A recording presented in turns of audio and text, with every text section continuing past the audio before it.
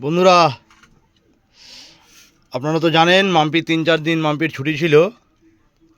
তা ওই রান্নাবান্না 3-4 দিন মাম্পি করেছে। আজকে আবার মায়ের হাতে রান্না খাবো, আজ অনেক দিন পর।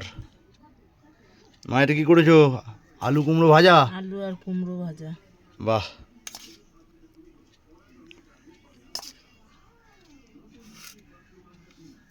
তো প্রথমে এটা আলু কুমড়ো ভাজা।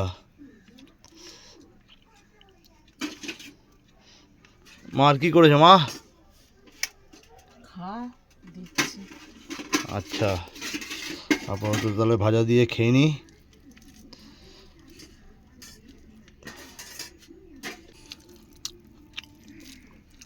মা, এটা কী করেছো?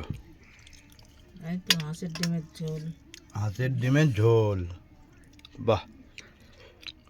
তো বন্ধুরা, মাম্পি তো আজ থেকে কাজে জয়েন করেছে, তাই আজ থেকে আবার আমাদের আবার মা রান্না করবে। প্রতিদিন যেরকম মা রান্না করতো, আবার মাম্পির যেদিন ছুটি থাকবে মাম্পি করবে।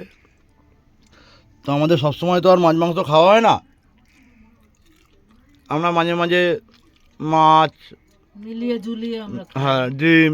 মাছ ডিম। আজকে যেমন হাতের ডিম হয়েছে, তারপরে কোনো দিন হবে নিরামিষ। সোমবার তো নিরামিষ কম্পালসারি। ঠিক আছে মা, ডিমের ঝোল দাও।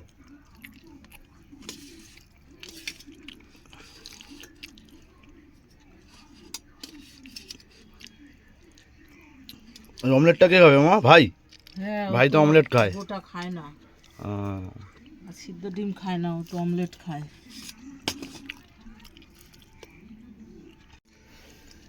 বন্ধুরা, আপনারা যারা যারা আমাদের ভিডিও দেখেন, আপনারা সকলেই প্রায় জানেন যে আমরা এই হাতের ডিমের কুসুমটাই সবথেকে বেশি ভালো খাই। মা, আগেকার হাতের ডিমের কুসুম আর এখনকার হাতের ডিমের কুসুমের কত পার্থক্য হয়ে গেছে বলো? আগে কুসুমগুলো কত সুন্দর লাল থাকতো। হ্যাঁ, এখন যেন মাখলে পুরো হলুদ হয়ে যেত, মনে হয় হলুদ দিয়ে মেখেছি। এখনের কুসুমগুলো সব সাদা হলুদ। হ্যাঁ হ্যাঁ, ওটাই ওটাই।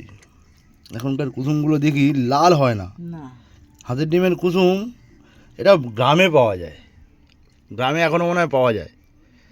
ও গ্রামেও একই একই অবস্থা, খাওয়াগুলো ভেজাল না। আহ,